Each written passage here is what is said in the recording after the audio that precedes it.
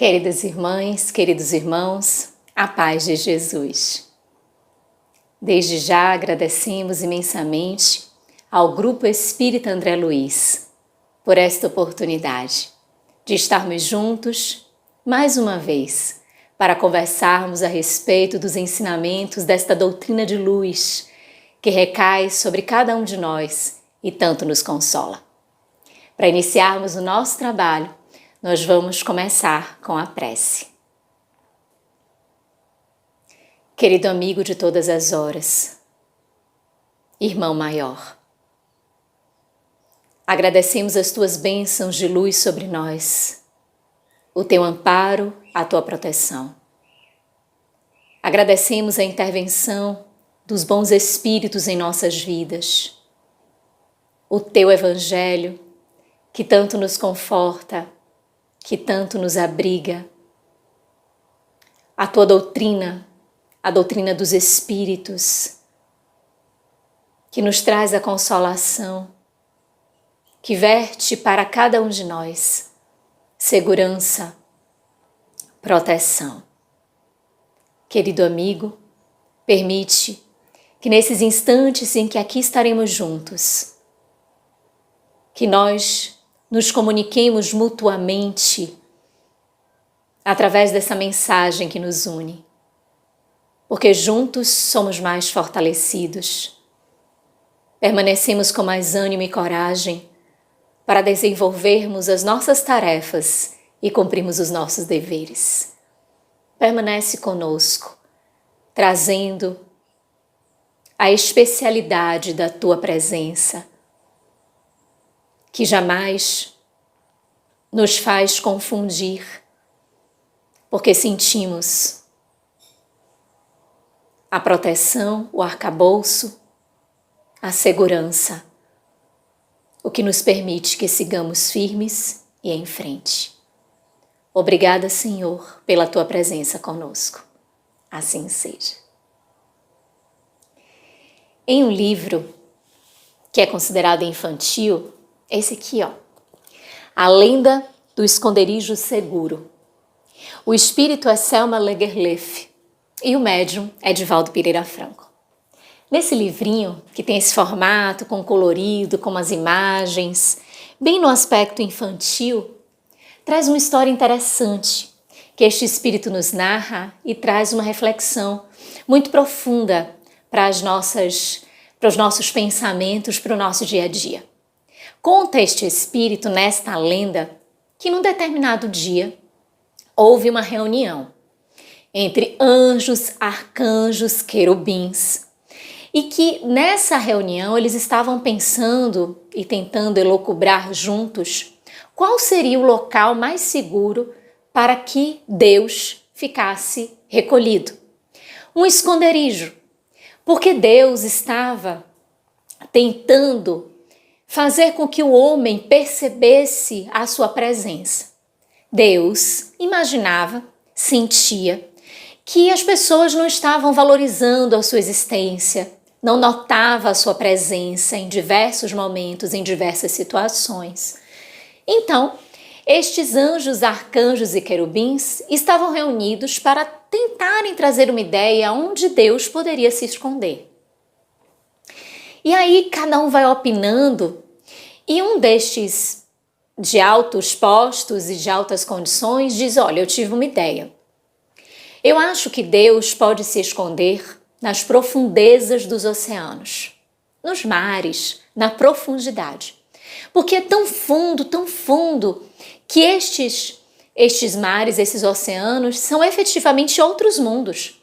São locais que o homem não tem acesso, que é tão profundo que não tem como o homem, justamente por não respirar, por não ter os mecanismos adequados, desbravar e com tanta facilidade alcançar o fundo do mar.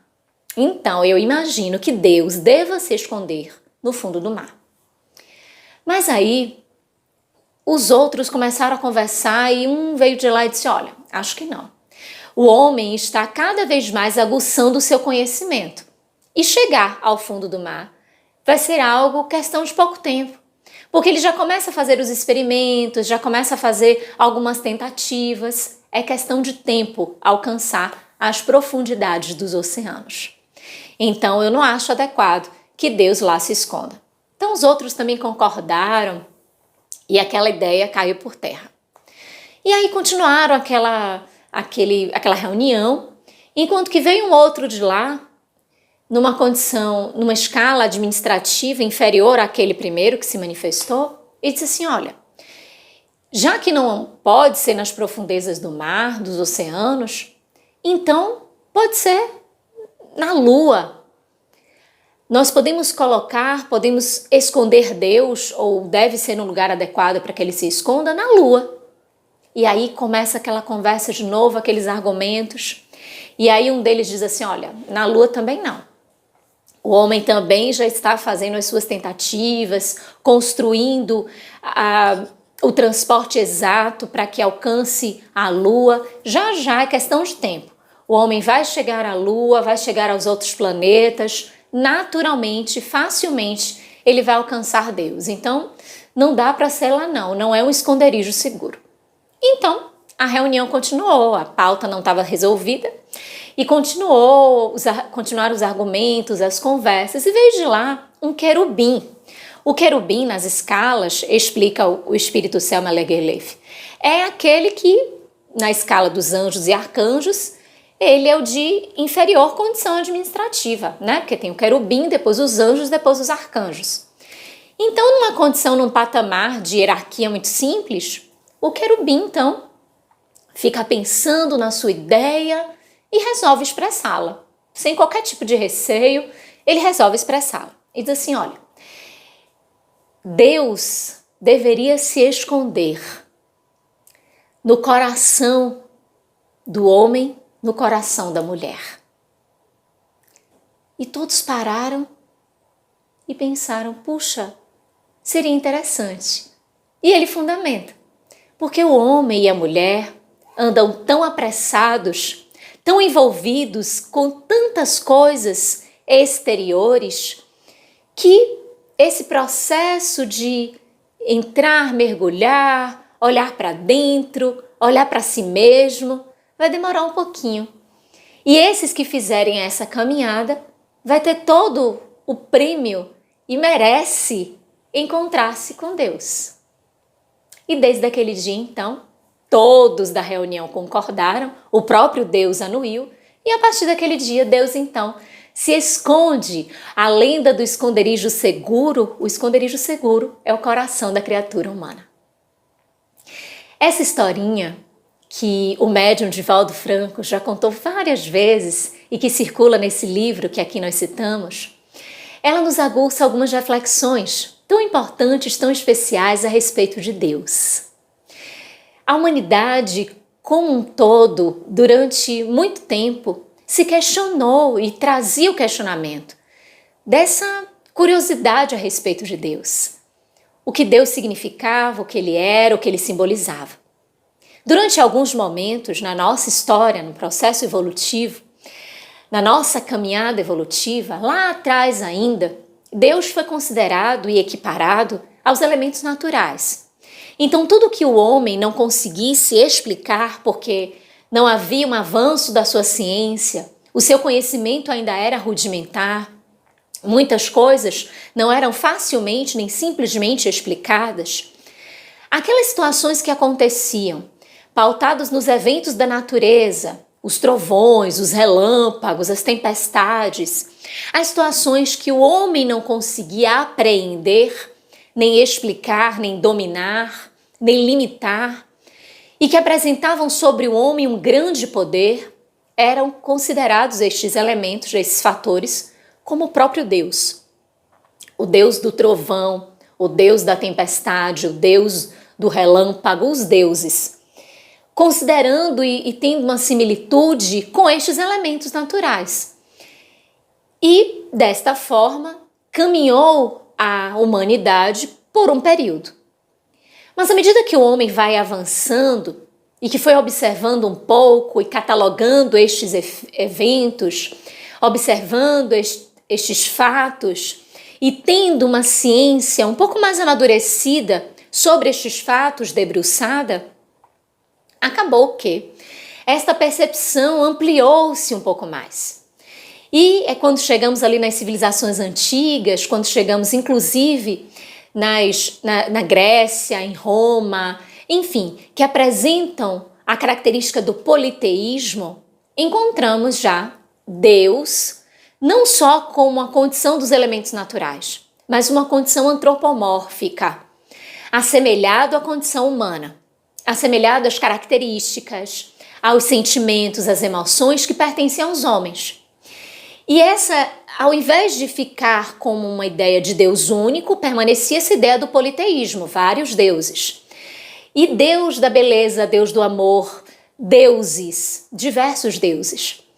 E eles com características e situações que o definem e o caracterizam de forma muito específica, mas dotados de paixões, dotados de interesses, de condições que são realizadas e que são muito simbólicas em relação ao próprio homem, mas que foram colocadas como estas condições e estas delimitações para os próprios deuses.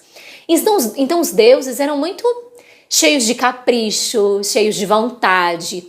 Os deuses ficavam chateados, ficavam aborrecidos, ou tinham mecanismos e formas do homem satisfazerem e anuírem, ou de alguma forma criarem situações para que os deuses ficassem encantados, ficassem de acordo com aquilo que os homens gostariam de fazer, ficassem bem satisfeitos. Então, também teve esse momento da humanidade com mais pujança em relação a estes deuses, imaginando que Deus, então, teria uma condição antropomórfica. Quando vai para a concepção do Deus único, até aí conservou-se também essa acepção, porque se imaginava que Deus era um senhor de barba sentado num trono, que ali estava para receber as pessoas e julgar as pessoas, dizendo à minha direita ou à minha esquerda. E estas concepções, estas formas de ver Deus, foi conduzindo a humanidade e também conduzindo a relação do ser perante Deus. Mas aí, como nós sabemos, advém ao proscênio da Terra, ao contexto da experiência aqui na Terra, vem Jesus, participando de mais uma das revelações, ele que é o governador do nosso planeta, que é o grande gestor de todo o processo que acontece aqui no nosso planeta, dessas etapas que nós vivenciamos, ele que preside todos estes episódios, esses momentos das revelações, fez-se a segunda revelação. Ele materializou essa segunda revelação. A primeira, como nós sabemos, com Moisés, que a vertente fulcral é a justiça. Jesus com a vertente fulcral sendo o amor. E o Espiritismo, a terceira revelação, pautada na caridade como ponto central, e essa caridade é o que movimenta toda a nossa transformação, a nossa reforma íntima, que vem como proposta dessa doutrina, que é consoladora, que é libertadora.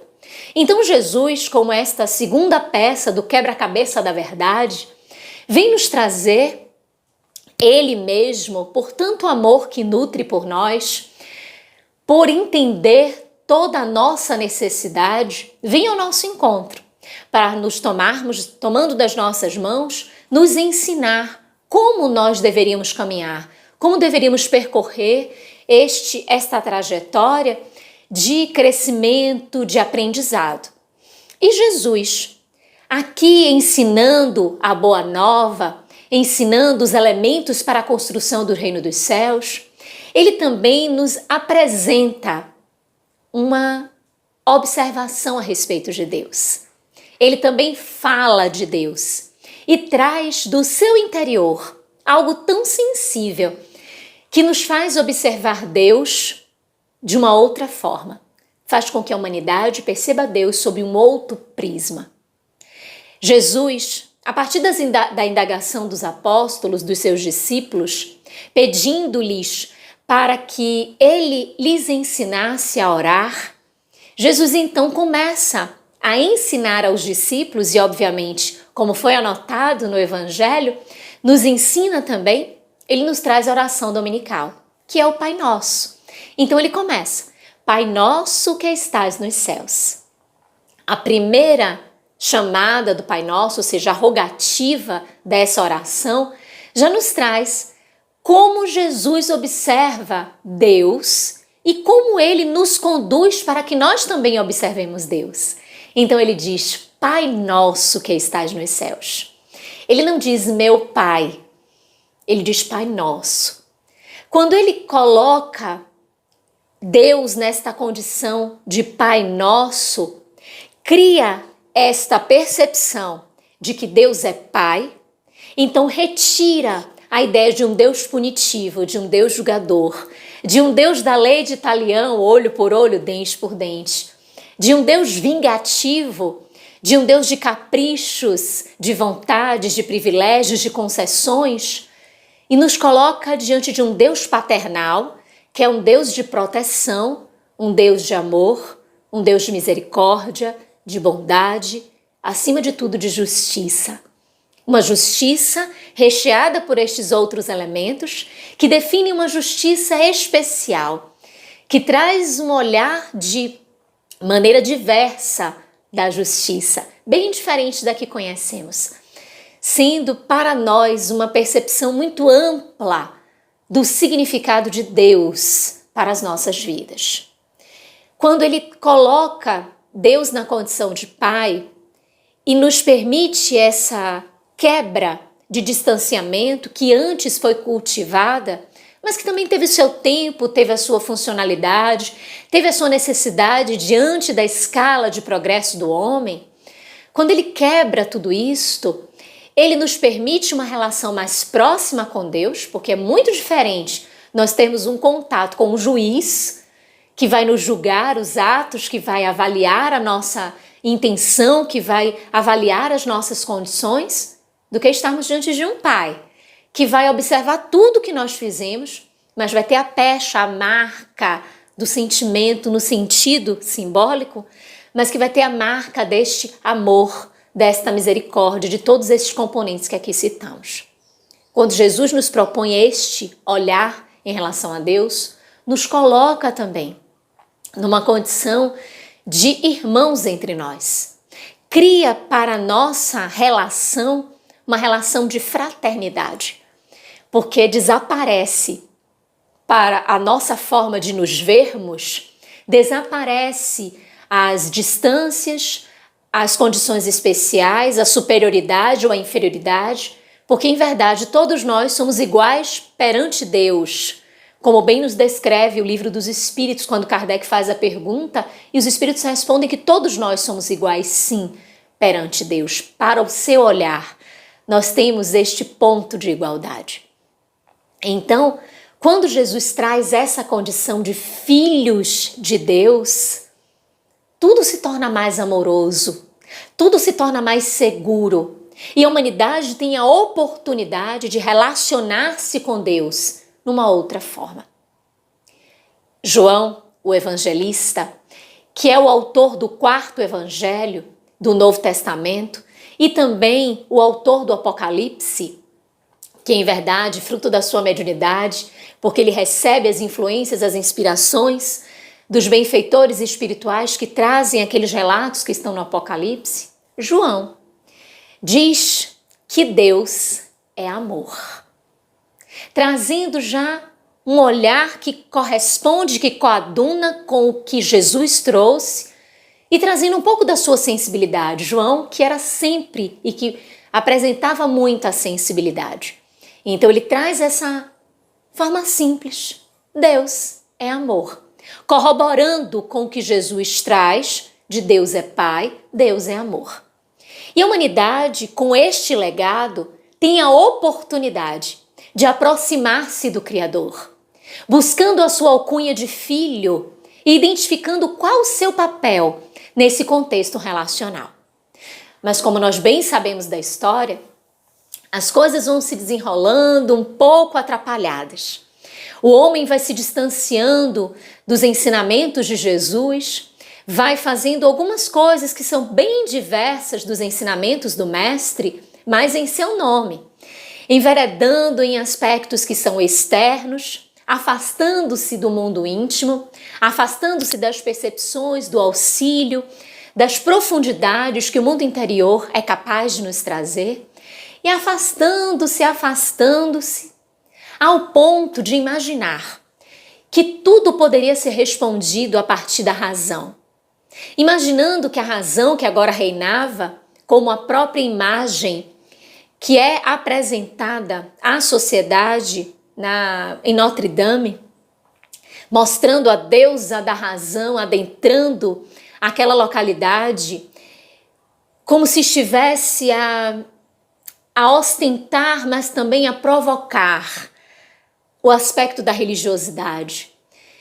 E aqueles adeptos da razão diziam que o próximo século, ou seja, o século XX, não teria espaço para a religião ou os assuntos de fé, não teria espaço para Deus. Então este espetáculo da deusa da razão, no século XIX, conduz a humanidade nesta ilusão, nesta imagem desfocada do que vem a ser a verdade. Mas o que a comunidade planetária não contava era com a intervenção de Deus sempre em tudo, com a sua misericórdia e a sua bondade, que jamais iria permitir que nós tangenciássemos tanto, nos afastássemos tanto daquilo que pudesse representar a realidade.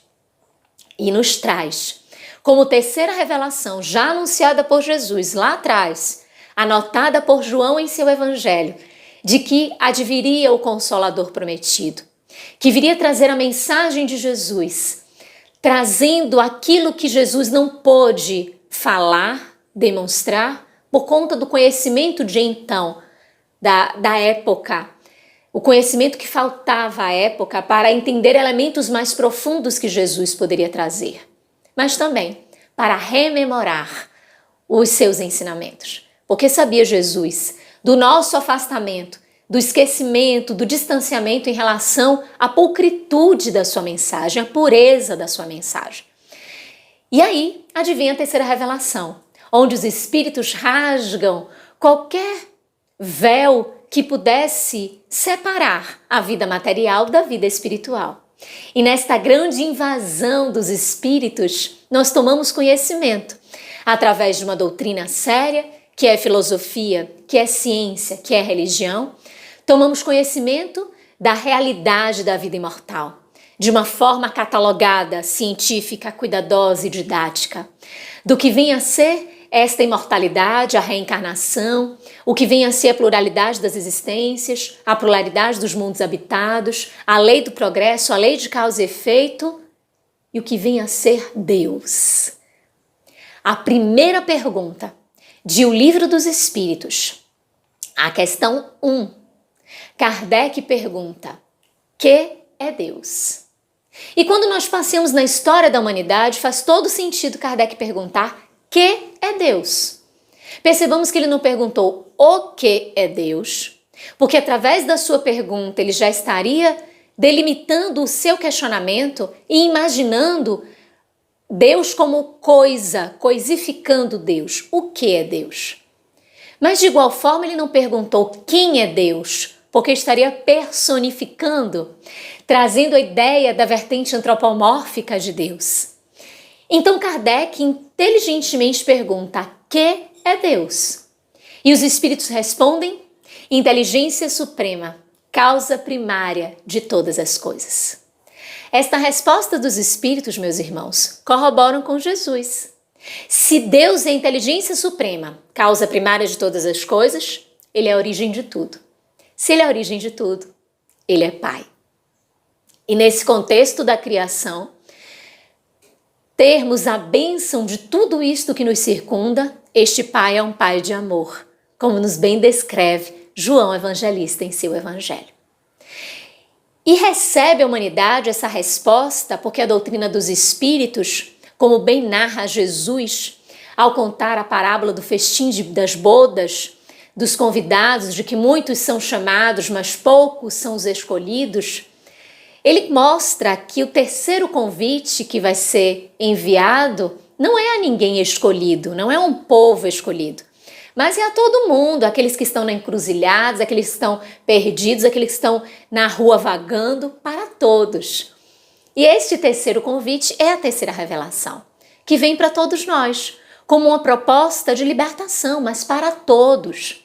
Então essa resposta não é unicamente para os espíritas, é para todos nós. E se é para todos nós, como é que recebemos esta pergunta? E principalmente a sua resposta. Como é que nós lidamos com esta resposta de que é Deus para cada um de nós? Ok, que os espíritos disseram que Deus é a inteligência suprema, a causa primária de todas as coisas. É uma resposta que atende a um todo. Mas como eu, em individualidade, percebo esta resposta? De que forma, entre outras palavras, de que forma eu me relaciono com Deus? Entendendo que Ele é uma inteligência suprema. Se Ele é uma inteligência suprema, todos nós que somos dotados de inteligência nos assemelhamos a Ele. Assemelhamos. Não podemos ser iguais, porque perfeito absolutamente somente Ele. Nós temos condições de alcançarmos uma perfeição relativa, mas não absoluta. Então nos assemelhamos, mas não somos iguais. Dotados nós de inteligência. E Ele é a causa primária de todas as coisas, de nós também, então é o nosso Criador. De que forma nos relacionamos com este Deus? Nós reclamamos? Nós blasfemamos? Nós exigimos? Nós tememos? Nós duvidamos? Nós amamos? Qual a nossa relação com Deus? Nós conseguimos admitir para nós mesmos a postura de filhos de Deus? Jesus narrou-nos uma parábola, a parábola do filho pródigo, que traz aquela história de um senhor, pai de 2 filhos, o filho caçula e o filho mais velho. E o filho caçula pede ao seu pai a sua parte na herança. O pai concede e ele se afasta do pai. E vai para um país longínquo, afastado, muito longe do pai, começa a gastar os haveres recebidos. Gasta, desprende-se, termina e vai procurar alguma forma de sobreviver. Consegue um emprego para cuidar de porcos e sem ter com que se alimentar. Disputava com os porcos o alimento. É nesse momento que cai em si, que percebe que nem os funcionários, nem os trabalhadores na terra do seu pai tinham de disputar as comidas, os alimentos com os animais. Então ele, que era filho, obviamente, teria condições melhores do que aquela que ele estava vivenciando. E ele faz o caminho de volta, entendendo por uma forma muito difícil a necessidade que ele tinha de aproximar-se do pai. A forma que ele compreendeu foi a fome, que lhe trouxe dor e que fez com que ele fizesse o caminho de volta ao encontro do pai. Caminho de muita dificuldade, porque a viagem de ida ele tinha os haveres, a viagem de volta não. Então ele volta com dificuldade e quando um dos seus funcionários, avistando o seu filho, anuncia ao pai a sua chegada, segundo a narrativa de Jesus, o pai desce, sai da sua propriedade, desce as escadas e vai ao encontro do filho. Abraça-o e lhe oscula a face. E pede para que os seus empregados peguem o melhor animal, mais cevado, e o mate para a festa de logo mais. Mas que tragam também as sandálias, a túnica limpa e o anel. Simbolizando que ele que estava perdido foi encontrado, que estava morto, que foi achado. Quando seu filho mais velho percebe tudo aquilo, Ele quer saber o porquê de uma festa se ele, filho, que sempre ficou ao lado do pai, jamais teve uma festa. E ele vai questionar ao pai com sua rebeldia, com sua forma agressiva de falar. E o Senhor diz, o pai diz, meu filho, tudo que é meu é seu. Seu irmão estava perdido e foi achado.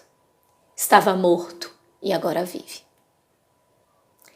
Nesta parábola, o Espírito Joana de Ângeles, em o livro Em Busca da Verdade, nos traz diversas interpretações.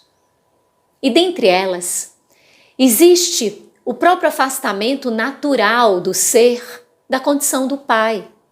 Seria aquele momento que a Bíblia nos traz como o apartar de Adão e Eva ao tomar do fruto proibido, consumir o fruto proibido e caírem do paraíso na vida, nas dificuldades, nas lutas, a que ele tem de experimentar, saindo, sendo expulsos do paraíso. Seria essa acepção de um afastamento de Deus, do Pai, pela necessidade do aprendizado, de vivenciar as experiências, diz o Espírito Joana de Ângeles. Se assim fosse, como um processo natural, como os filhos saem da casa dos seus pais, não teria qualquer dificuldade, é natural, afastar-se para depois retornar. Mas diz a benfeitora, o filho o faz com ingratidão, ou seja, em muitos momentos nós nos afastamos de Deus sem reconhecermos a sua paternidade, sem identificarmos o quanto Ele é imprescindível para as nossas vidas, o quanto nós modificamos-nos em energia, em percepção, em pensamento, em ideias, em comportamento, todas as vezes que nos afastamos dele, todas as vezes que estamos distante dele, todas as vezes que nos equivocamos, que não reconhecemos o nosso equívoco, ou que recalcitramos em hábitos que não são salutares, que são hábitos perniciosos, que insistimos na sua prática, pela nossa teimosia, pela nossa rebeldia. Mas chega o momento em que, diante dos fatos e pelo desgaste excessivo dos haveres, da fortuna, da herança, que é a própria vida, que são os próprios elementos na vida, nós temos a oportunidade de cairmos em nós mesmos. Diz o Espírito Joana de Ângeles, encarnados ou desencarnados. Às vezes o cair em si é a própria morte. Às vezes o perder os elementos, os haveres, é perder a vida física. Retornar ao plano espiritual e lá constatar os abusos, o distanciamento em relação a Deus, cair em si e fazer o caminho de volta numa próxima reencarnação. Seria o caminho de volta o nascer de novo efetivamente, nascer do corpo, nascer novamente. Mas diz a benfeitora, este cair em si pode acontecer na própria reencarnação. A perda dos talentos, a perda dos valores, a perda dos haveres, serem perdas inúmeras, que a dor nos vem, nos bate à porta como mestra, para nos lecionar aquilo que nós não queríamos ver com a abastança dos haveres, que nós não queríamos ver com a fartura dos talentos. E que agora nos faltando pela lei de causa e efeito, diante da fome, que é a dor, que é a perda daquelas vantagens que possuímos para que agora enxerguemos e possamos dar valor ao que tínhamos e que agora não temos, é que fazemos esse processo de cair em si mesmo, de perceber as próprias falhas. E ao cair em si mesmo, seja encarnado ou desencarnado, fazer este caminho de volta é um caminho para o encontro novamente com Deus. É a busca deste autoencontro com Deus. E este caminho de retorno tem uma nuance muito especial. Como nós todos sabemos, dentro da fatalidade, do determinismo, que a lei do progresso nos traz, está a nossa felicidade. A que o Espírito Joana de Ângeles chama de plenitude, aqui muitos ainda denominam como luminoso, estado luminoso, samadhi, essas condições aperfeiçoadas, como o budismo traz a própria acepção do Buda, quando traz esta nomenclatura ao príncipe Siddhartha Gautama, seria ele o Buda porque seria ele o iluminado, que é o que significa a palavra Buda. Seria aquele que fez o seu processo de construção e adquiriu como valores pessoais uma transcendência. É o iluminado, é o desperto, é o consciente. É aquele que realizou todas as etapas para perceber a sua condição no seu estado de evolução, de alcançar um patamar de desprendimento dos fatores materiais ou dos fatores limitativos, para adentrar uma seara de segurança, uma seara de plenitude, uma seara da verdade, que é o verdadeiro saber. E por isso que no livro que a benfeitora denomina Em Busca da Verdade, ela narra essa parábola, narrando essa trajetória, porque a busca pela nossa verdade, ou seja, a busca pela verdade que deve corresponder ao direcionamento dos nossos passos, é um desiderato de cada um de nós, é um objetivo de cada um de nós. Então a plenitude é essa fatalidade, esse determinismo, que Deus, dentro da sua paternidade, nos concede como filhos experiências sucessivas para que nós alcancemos esta plenitude. Como um excelente pai, vai nos nutrindo de ferramentas, vai nos concedendo oportunidades e instrumentos para realizarmos estas situações e avançarmos dentro destas oportunidades concedidas. Então nós recebemos a vida física como um destes instrumentos. Na vida física, a oportunidade de diversas vezes, em diversas situações, vivenciarmos experiências que vamos amealhando para nós a superação em relação à nossa ignorância e simplicidade, que vamos avançando, inclusive quando há marca do erro, porque somos conduzidos a vencermos através das expiações e nos melhorarmos através das provas que vão nos indicando mecanismos para, saindo vitoriosos, avançarmos um degrau, provarmos para nós mesmos, para a consciência que abriga as leis divinas, que nós conseguimos, que nós podemos, abrigando de uma forma real, de uma forma concreta e não de uma forma fictícia ou falaciosa. Dentro destas oportunidades, ele nos concede aquilo que Leon Denis, no livro O Problema do Ser, do Destino e da Dor, na sua última parte, na última parte dessa obra, ele nos traz como as potências da alma: a vontade, o pensamento, a consciência, o livre-arbítrio, o amor e a dor. Estas potências da alma, como bem denomina Denis, são verdadeiras ferramentas para que nós, aqui ou lá, no outro lado da vida, no mundo causal, nós guiemos os nossos passos. Os nossos pais encarnados, eu ouvi muito isso, imagino que os irmãos também tenham escutado isso, em algum momento da existência, os pais dizem assim ou disseram, enfim, quando as coisas vêm muito fácil, quando elas chegam de forma fácil, nós não damos muito valor, nós não reconhecemos.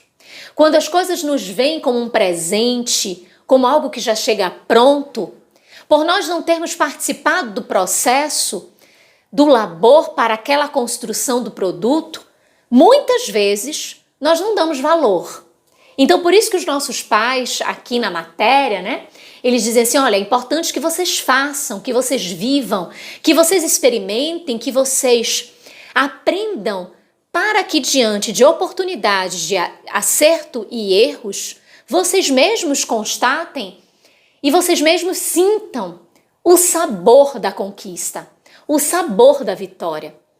O ter chegado a um determinado patamar, conquistar determinados produtos ou construir frutos e saber o sabor de tudo isto.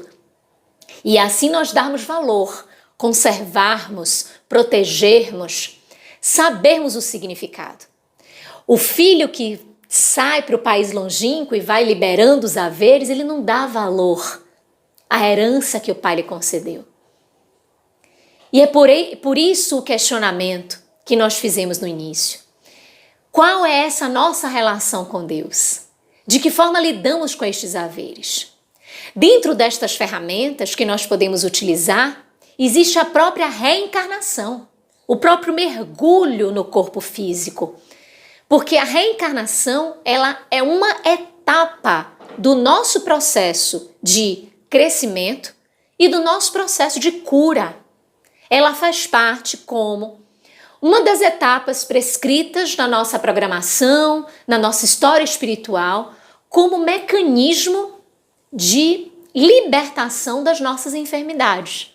Então, o próprio reencarnar já é uma etapa do nosso tratamento, da nossa superação em relação aos vícios, às mazelas, a esses fatores que nós fomos angariando no momento em que nos afastamos de Deus, fomos liberando os haveres, não demos muita atenção ao que nós recebemos do Pai, e quando nos advém a dor, quando nos advém a dificuldade, aí é que temos a oportunidade de reencontrarmos o Pai.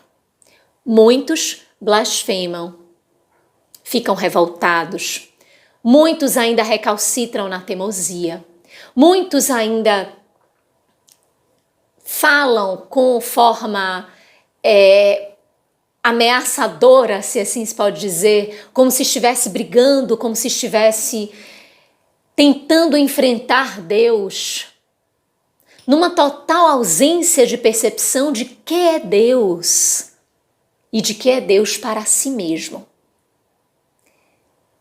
Quando nós caímos em nós mesmos, seja de uma forma mais rápida, simplesmente porque os fatos nos levaram a perceber, ou quando demora um pouco mais porque esses fatos precisam ser reiterados e reiterados e reiterados para que a dor seja tão intensa e que esta dor nos convide à humildade e a humildade nos faça admitir que nós necessitamos de Deus, que nós precisamos dele. Quando caímos em nós mesmos e que vamos fazer esse processo de retorno, é o processo de retorno ao Pai, para que nesse mecanismo de já entendimento, de consciência, façamos esse caminho de volta para buscarmos nele, que é a fonte inexaurível de amor e de todos os maiores valores, aquilo que nós necessitamos. Porque a nossa luz é doada por ele. É uma luz, é uma centelha divina, mas que precisa ser engrandecida por nós. Ele nos deu o maior dos valores, o maior dos talentos, que é a vida. Ele já nos criou. E nos concede tantos outros valores, tantos outros talentos. E como um bom pai, observa, direciona, auxilia, permite, inclusive, que nós decidamos e decidamos contrariamente à sua vontade. Quantas e quantas vezes somos contrários à sua vontade? Em que pese, na oração dominical, dizermos que seja feita a sua vontade, não a nossa. Mas quantas vezes nós, no exercício da nossa vontade, embaraçamos ou nos embaraçamos diante do que Deus deve trazer pela sua vontade e o que devem ser os seus desígnios? Então esse caminho de volta é reencontrar Deus. Mas como bem nos traz esta parábola do filho pródigo, existe aquele que vai precisar voltar e aquele que já estava ali. Mas a benfeitora demonstra que aquele filho que ali ficou também não deu valor à herança do pai. Também não entendeu o que era a herança, os valores. Porque se ele tivesse entendido, quando o irmão retornou, o irmão que estava perdido, que estava morto, ou seja, que estava inconsciente ou com as suas decisões pautadas no equívoco, nas faltas, então estava morto para a consciência, morto para o despertamento. Se este irmão mais velho tivesse apreendido a herança do pai, iria abraçar este irmão mais novo entendendo a sua fragilidade, e ele que ali estava, como o próprio pai disse, tudo que é meu é seu, você desfruta de tudo. Mas nem este filho mais velho estava desfrutando de tudo, porque desfrutar de tudo, ser filho, significa não somente ter direitos, mas ter primeiramente deveres. Deveres para honrar a herança do pai e saber administrá-la. Dever de honrar estes talentos que chegam, estas oportunidades que chegam, para saber administrar. Então é o dever que permite o direito e vice-versa. O direito que também faz com que haja a oportunidade do exercício do dever.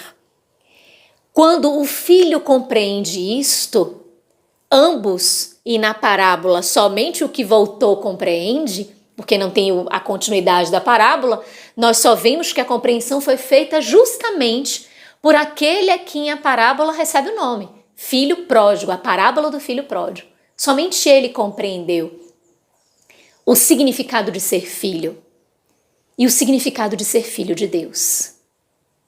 Sermos filhos de Deus é termos sido criados para a plenitude, de termos todas estas oportunidades que aqui citamos algumas, mas de sabermos que a todo momento Ele está conosco, de que a todo instante teremos deveres para que o sabor das nossas conquistas seja mais especial, para que tenhamos o amadurecimento da consciência, o amadurecimento do exercício do livre-arbítrio e as nossas vitórias sejam materializações expressivas daquilo que efetivamente nós necessitamos como filhos de Deus, da felicidade que todos nós desejamos, todos nós queremos e que o nosso coração pode abrigar como fruto a partir de cada experiência que nós vamos vencendo, que nós vamos vivendo, que saímos delas vitoriosos.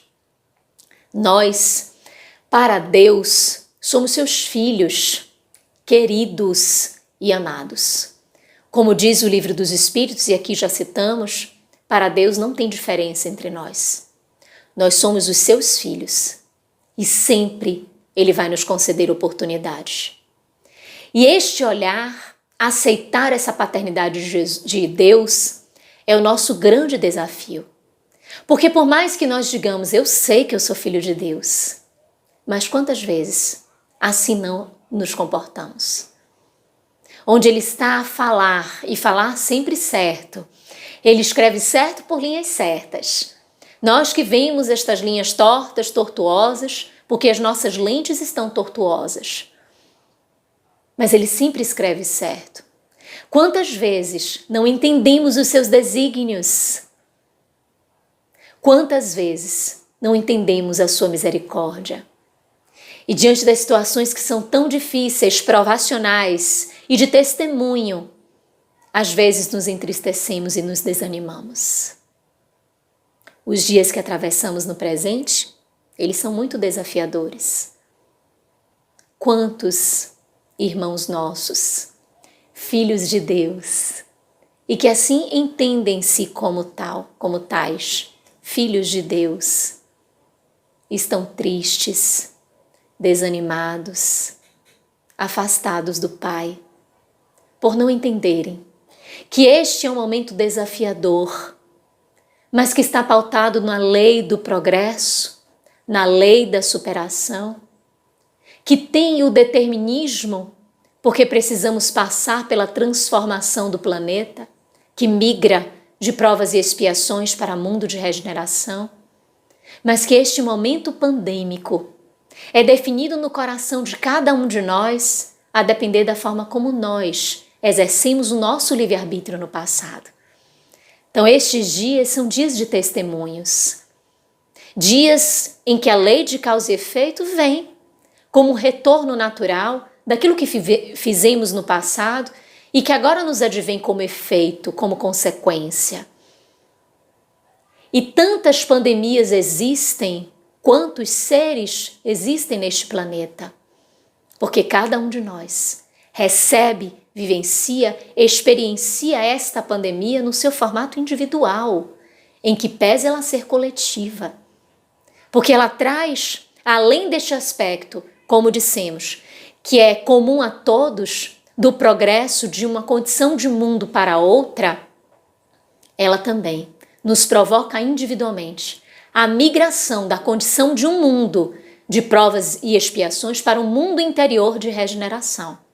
E esse é um convite particular, individual, que somente a nós, a cada um de nós, cabe realizar dentro daquilo que estamos vivenciando. Nestes dias, enxergarmos Deus como Pai faz toda a diferença. Porque iremos compreender que tudo que nos cerca está sempre recheado pela sua misericórdia, que jamais estamos a sós, que a dor, por mais intensa que ela seja, por mais profunda que ela se expresse, está sempre lastreada pela justiça de Deus, que não é uma justiça de punição, que é uma justiça de reeducação. Logo, aquela dor que nós experimentamos, por mais intensa e crucial que seja, jamais corresponde, numa matemática material, à exatidão daquilo que fizemos e que desalinhamos as nossas coordenadas em relação aos páramos e às determinações da divindade, das suas leis. Jamais. Sempre vem com brandura, sempre vem com arrefecimento, porque Deus deseja a recuperação dos seus filhos, o seu sorregimento e não o seu deperecimento, e não a sua dificuldade, mas a sua elevação. Então, olharmos para estes dias com este enfoque traz toda a diferença. Santo Agostinho diz no seu livro Confissões, livro que está dividido em 2 partes, os 10 primeiros capítulos, é uma autobiografia, em que este Agostinho de Hipona, como assim era chamado, ele, nesses primeiros 10 capítulos, narra a sua vida dissoluta, imoral, naquela fase primeira da sua vida. E são as suas confissões mesmo. E na segunda parte, do 11º capítulo em diante, ele vai colocando a sua busca por este novo homem. Essa consciência de filho de Deus e a sua relação com Deus. E ele diz que à medida que ele buscava a ele mesmo, ele ia encontrando Deus. E à medida que ele ia buscando Deus, ele encontrava a si mesmo. E ele nos mostra nesta forma simples, bem o que a historinha da lenda do esconderijo seguro, que nós aqui narramos no início da nossa conversa, trazida pelo espírito Selma Lagerlöf a partir da mediunidade de Divaldo Pereira Franco, é o mesmo sentido que aquela historinha nos traz. De que Deus está em nós. O que o espírito Joana de Ângeles também traz na sua série psicológica, o que os orientais também afirmam, de que existe esta concepção de Deus transcendente e a concepção do Deus imanente. E ao descrever a parábola do filho pródigo, a benfeitora também, além desta relação com o Deus transcendente, mostra a relação com o Deus imanente. E diz que todas as vezes que nós nos apartamos de Deus e nos afastamos para o mundo, o país longínquo, é a fissura entre o ego e o self. E que o ego se aparta, achando que pode viver sem necessitar do self. E quando cai em si, faz o caminho de volta, que é o caminho da fusão, o caminho da conexão entre o ego e o self, entre nós, personalidade, e o nosso interior, o nosso Deus interior. E quando assim nós percebemos, nós fazemos a conexão conosco e obviamente com Deus, como nos relatou Santo Agostinho.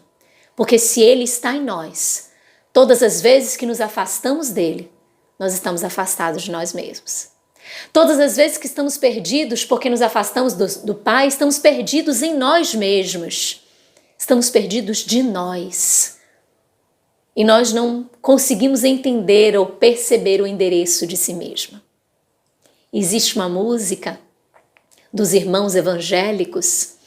Meu irmão, ele é evangélico, meu irmão caçula. E ele canta muitas músicas na sua forma de expressar a sua religiosidade. E tem muitas músicas lindas. E uma destas, em que ele cantou para mim, porque ele toca e canta, a música fala de que Deus sempre é Deus. De que se as coisas boas acontecerem, Deus é Deus. Se as coisas advierem como desafios para nós, Deus é Deus. Se uma porta se abre em oportunidade, Deus é Deus. Se uma porta se fecha, Deus continua sendo Deus. O que difere somos nós. A forma como nós oscilamos diante da relação com Deus, porque todas as vezes que uma porta se fecha, que uma adversidade nos advém, o ser humano, em muitos momentos, não enxerga a paternidade de Deus também nas dificuldades. E se afastando, perde a oportunidade de estar consciente e desperto em Deus. Por isso, quando o querubim sugeriu que Deus deveria esconder-se no coração do homem e da mulher, Deus aceita. Porque aqueles que vão chegar a alcançá-lo são aqueles que sinceramente se amam e, portanto, entenderam o maior valor da sua criação, que é o amor. Amar a Deus sobre todas as coisas e ao próximo como a si mesmo. Entendeu que o que é mais salutar, o que é mais divino, o que é mais especial para Deus é que nós nos amemos. O que o pai, na parábola do filho pródigo, mais desejava era a conciliação entre os irmãos. A fusão entre uma realidade e outra. A percepção da própria individualidade, da própria personalidade com a essência divina. O que Deus mais deseja de nós é que nós nos conciliemos conosco, que é aquela busca que o filho pródigo faz voltando, ele volta para o encontro consigo mesmo. A conciliação do filho pródigo com o seu irmão, então é conosco e a humanidade, que é o que ele faz com seu irmão mais velho, ou é a proposta do pai para tanto. E o que o filho pródigo faz é encontrar-se com aquele pai, que é Deus, e que está nessa acepção que Jesus falou, de amarmos a Deus sobre todas as coisas e ao próximo como a si mesmo. E para que nós deixemos as palavras finais com a autora do livro, na sua última página, que é a página onde ela traz o desfecho da história, ela conclui e diz assim: e a partir daquele momento, Deus passou a residir no coração do ser humano, somente sendo encontrado por aqueles que realizam a viagem interior, autoiluminando-se e amando profundamente ao seu próximo. Até hoje, esse é o lugar preferido por ele. Então, meus irmãos, aceitemos o convite de Deus e façamos esta viagem sem tergiversarmos, tendo a certeza que Ele é o nosso Pai, que nós somos os seus filhos. Vamos agradecer por este momento de comunhão com a espiritualidade maior. Querido Pai de todos nós, amor infinito, justiça de misericórdia, bondade infindável, nós só temos a te agradecer pela vida, por este presente especial, de nos ter concedido a oportunidade de existirmos, de simplesmente sermos, para vivenciar as experiências na carne e fora dela. Vemos a beleza deste mundo que nos circunda, de uma natureza tão especial, dos animais, das plantas, das águas, dos céus, mas também do ser humano. Natureza que através dos relacionamentos somos convidados a entender, compreender, desbravar, conviver. Agradecemos pelas oportunidades que temos dos intercâmbios espirituais, dos esclarecimentos que advêm do alto, da proteção que os irmãos queridos debruçam sobre todos nós, como forma de cumprir a sua presença em relação a cada um de nós. Pai de infinita bondade e amor, estende toda a sua realidade, como sempre está, entre nós, em nós, para que assim nos sintamos ainda mais seguros diante das oportunidades que o seu amor nos concede. Muito obrigada por tudo. Olhai por cada um dos seus filhos, permitindo que os mensageiros do alto venham ao nosso encontro como estrelas que caem dos céus para atender aos nossos corações doridos e ainda equivocados. Fica conosco, Pai Maior, trazendo através da sua presença o amor, a paz, a certeza absoluta de que nós deveremos permanecer vinculados a Ti, ao próximo e a cada um de nós. Fica conosco sempre. Assim seja. Agradecemos aos irmãos queridos do Grupo Espírita André Luiz por esta oportunidade. E a todos vocês que estiveram aqui conosco, que deixaram as suas mensagens, que vão assistir numa outra oportunidade, porque estes momentos são momentos fraternais, em que juntos engrandecemos a mensagem do Cristo nos nossos corações e ficamos fortalecidos para vencermos os embates desta experiência reencarnatória. Gratidão imensa, um grande beijo, abraço e até uma nova oportunidade.